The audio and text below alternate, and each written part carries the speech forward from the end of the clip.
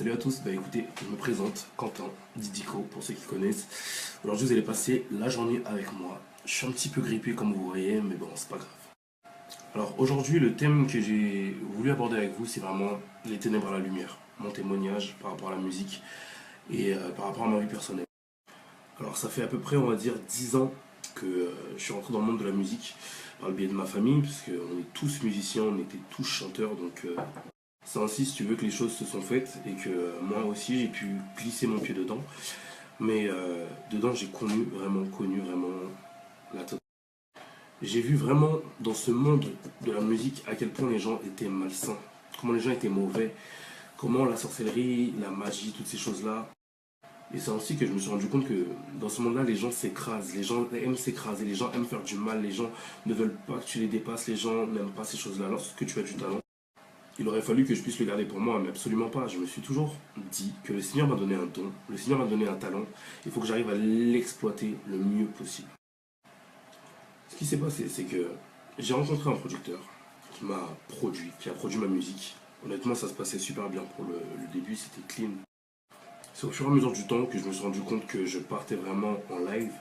Pourquoi? Parce que on me faisait chanter des musiques clairement de sexe, des musiques de drogue, des musiques où j'ai une très sale image, et surtout même au niveau de mon image, ces producteurs-là travaillaient pour faire en sorte de me donner un genre, si je puis dire. Donc je n'étais plus moi-même. À force, ben, j'ai préféré écouter les gens qui me disaient sans cesse, ben, écoute, fais ci, fais ça. Donc j'étais comme un espèce de robot formaté pour faire ce que le monde me disait. Sauf que le problème qui se passait, c'est que j'avais pas forcément confiance en moi. J'étais quelqu'un, j'aimais pas du tout ma personne, je m'aimais pas du tout. Et j'ai même dénigré. J'ai même insulté moi-même. Je me regardais dans le miroir, j'avais le goût à rien. Je commençais à boire de l'alcool, je commençais à fumer des joints. J'ai eu des relations sexuelles avec. Bref, je vais rester anonyme sur ce sujet-là. Mais pour vous dire, c'était vraiment une grosse chute. Et cette chute-là a été créée vraiment au moment où le diable essaie de me confronter à faire des choses que je ne voulais pas.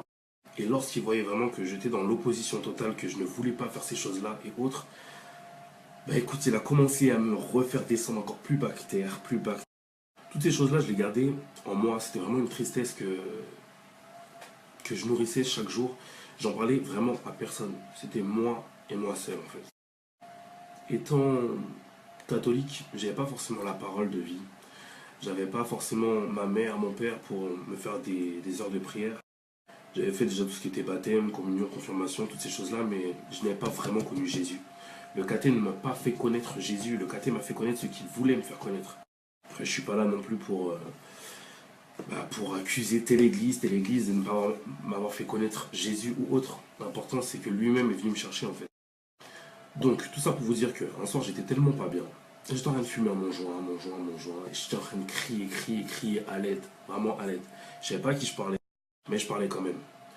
Et là, à ce moment-là, il y a un esprit, quelque chose que j'ai senti qui me, vous voyez, qui a commencé à m'étouffer. J'arrivais plus à respirer. Et là, j'entendais des voix bizarres dans la tête. Bah, la seule chose que j'ai fait, là, j'ai invoqué Jésus. Je sais pas comment. J'ai commencé à l'invoquer parce qu'au plus profond de moi, je savais qu'il y avait un Dieu sur cette terre. Et son prénom est apparu dans ma tête. Et là, je me suis dit non, qu'est-ce qui vient de se passer? Je viens d'être sauvé. Pour être sincère, vous voyez les délivrances, bah, j'ai l'impression que je me suis délivré moi-même. En fait, c'était un peu la même expérience. C'était la même expérience, sauf que j'étais dans mon lit, couché, en train de me faire étouffer. Et à la fin de ça, c'est vraiment à ce moment-là que je me suis dit, Dieu est bon, Dieu existe, Dieu est vivant. Parce qu'il vient de me sauver de quelque chose de très grave. Le temps est passé, j'ai commencé à penser à Dieu 3, 4 jours, 5 jours. Puis après, je suis reparti dans le monde tranquillement. Et pareil, embrouille. Plein d'éléments ont été vraiment nocifs à mon état d'âme, tout simplement parce que lorsque je me regardais dans la glace, je me disais, il y a un truc qui cloche. Ce n'est pas moi que je vois dans la glace. Énormément de vices, et je me disais, comment un mec comme moi, aussi droit, aussi carré de base, dans sa vie, en est arrivé à faire toutes ces choses-là? Je me suis dit, c'est pas normal. Vous savez, il y a des vices que vous avez, vous les gardez pour vous, vous n'arrivez pas à les confesser parce que vous avez honte du regard des autres. Et c'est un peu pareil pour moi en fait, tout simplement. Au fond de moi, je savais pertinemment qu'il y avait quelque chose qui clochait, que c'était quelque chose de spirituel. Sauf que, étant catholique, je n'avais pas forcément la solution. J'ai commencé à invoquer Dieu, j'ai commencé à lui parler, je me suis dit, bah écoute, on va tester si tu existes vraiment. Voilà. Parce que Dieu aime qu'on teste pour prouver. Et femme, une merveilleuse femme qui est devenue petit à petit ma meilleure amie, qui m'a emmené à l'église, qui m'a fait prier, qui a été là, qui m'a enseigné la parole, qui m'a fait rencontrer vraiment Jésus. Et Jésus est venu me chercher tout simplement, il est venu me chercher, il est venu à ma rencontre, il m'a parlé, il m'a fait comprendre que plus rien ne sera comme avant. J'ai adhéré à une première église évangéliste, on m'avait beaucoup mal parlé de ces églises-là, donc au début j'étais assez réticent à y aller. Mais au plus profond de moi, je savais que ma place elle était dans ces églises-là, que là il y avait la vérité, là il y avait la parole, il y avait quelque chose que je ne voyais pas dans d'autres églises. Je me suis dit là, je sais pas comment vous dire, mais j'avais une espèce de ferme assurance. Je savais que le Seigneur était là, je sentais, je ressentais vraiment la présence de Dieu. La seule chose que je voulais à ce moment-là, c'était vraiment donner ma vie à Jésus. Donner ma vie à Jésus parce que je voyais des témoignages de frères et sœurs, des jeunes comme moi qui faisaient énormément de choses. Et d'un côté, il y avait le diable qui me retenait. Le diable qui me retenait par rapport à la musique, par rapport à mes vices, par rapport aux mensonges, par rapport à la rancœur. J'étais pas encore assez élevé spirituellement pour pouvoir me dire vas-y et ne t'arrête plus en fait. C'est-à-dire que dans ma tête, je me suis dit bon, j'y vais pas, je n'en sais rien. J'ai été très mal poli, je me suis pas présenté. De base, je suis chanteur. J'étais chanteur du monde. J'étais chanteur du monde comme beaucoup de chrétiens le disent, chanteur monde. Juste avant ma rencontre avec le Seigneur, j'ai fait un single qui s'appelait Mets de la crème qui a explosé. Et à ce moment-là, au moment même où ça explose, mais t'as le Seigneur qui arrive. Là, je me suis dit, c'est quoi? C'est comment? C'est soit j'accepte de prendre la grosse part d'argent que la production me propose, ou soit j'arrête tout et j'accepte le Christ. Mon choix a été vite fait, j'ai accepté Christ. Et là, commence à travailler sur moi, travailler sur moi, travailler sur moi. J'ai commencé à apprendre. Je vous explique, les tribulations, elles sont arrivées. C'est-à-dire que beaucoup de gens de mon entourage ont commencé à me critiquer parce que j'allais dans les églises, parce que je faisais le pasteur. Mais ça ne m'a pas atteint parce que au fond de tout ça, je sais que j'ai une récompense qui est plus forte, la victoire, le royaume, toutes ces choses-là, c'est ce que je vise aujourd'hui, c'est pour ça que je travaille. Et à ce moment même, je me disais, mais en fait, tu peux me proposer ce que tu veux, tu peux me proposer de l'argent, des choses. Si ce n'est pas l'amour de Jésus, j'accepte pas. Parce que l'amour de Jésus est plus fort que toutes ces choses-là. Du coup, ce qui s'est passé, c'est que j'ai commencé à annoncer à mon entourage que je devenais chrétien, officiellement, que j'allais recevoir le baptême, que j'allais faire ci, j'allais faire ça, ben ça dérangeait. Mais je me suis pas arrêté, je suis resté focus. Suite à ce petit cheminement, il y a beaucoup de chrétiens qui m'ont déçu, de frères et sœurs qui, dans leur manière de parler, oubliaient que j'étais un bébé spirituel. Et ça, je peux vous dire que ça m'a un petit peu atteint, parce que pour moi, c'était mes frères et sœurs qui me comprenaient. Et de l'agressivité, de cette façon de parler, bah, ça m'avait un petit peu déçu. J'ai commencé à être réticent, je me suis dit si c'est ça, l'amitié, la fraternité en Christ, j'ai dit je préfère rester dans le monde, salut. Donc 3 mois dans le monde, c'est reparti. Et j'ai compris que mes frères et sœurs, leur intention est de m'aider, pour certains en tout cas, mais le plus important c'est de développer une relation avec Dieu et non le monde. Comme le Seigneur dit, maudit soit l'homme qui se confie en l'homme tout simplement. Alors à ce moment-là, je me suis dit, Seigneur, toi et moi, faut qu'on développe quelque chose. J'ai dit, je suis quelqu'un de tellement spécial dans ma tête. Le Saint-Esprit et moi, on doit devenir potes, on doit devenir meilleurs amis. Ça veut dire que j'ai même pas besoin de dire à cette heure-ci là, je prie, à cette heure-ci. Je me suis dit, Seigneur, il faut vraiment qu'on puisse avoir une communion, une alliance que je fasse avec toi, qui soit forte, que je n'ai pas besoin d'écouter les autres faire comme tout le monde prie, comme tout le monde fait ci, comme tout le monde fait ça. Et je me suis dit encore une fois, le Seigneur a besoin de vrais adorateurs qui l'adorent en vérité, en esprit, tout simplement, pas copier. En fait, c'était clair. Si le Seigneur est partout, c'est-à-dire qu'à ce moment-là, je peux prier avec lui. À ce moment-là, je peux communiquer avec lui. À ce moment-là, je peux lui parler, je peux lui demander, je peux faire ci, je peux faire ça. Aujourd'hui, j'ai commencé à cultiver mon amitié avec Dieu. J'ai commencé, cultiver. Puis aujourd'hui, je peux vous dire vraiment que le Seigneur, sincèrement pas ma vie sans lui en fait. C'est-à-dire que je le consulte pour tout et pour rien. Je lui parle pour tout et pour rien. Je rigole avec lui, même je mange avec lui, je fais tout. Le Saint-Esprit est mon meilleur ami.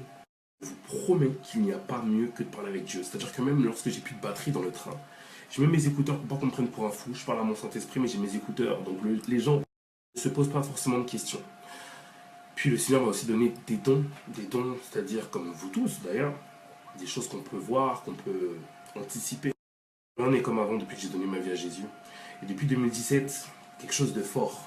Là, je vais vous rendre un témoignage très fort. Je me suis dit, Seigneur, je vais jeûner.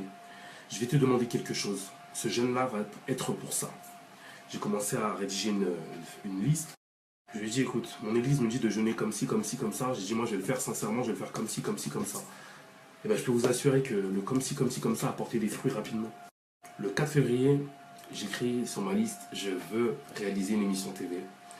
Ben, 2 jours plus tard, on m'a appelé, on m'a dit, on veut créer votre émission.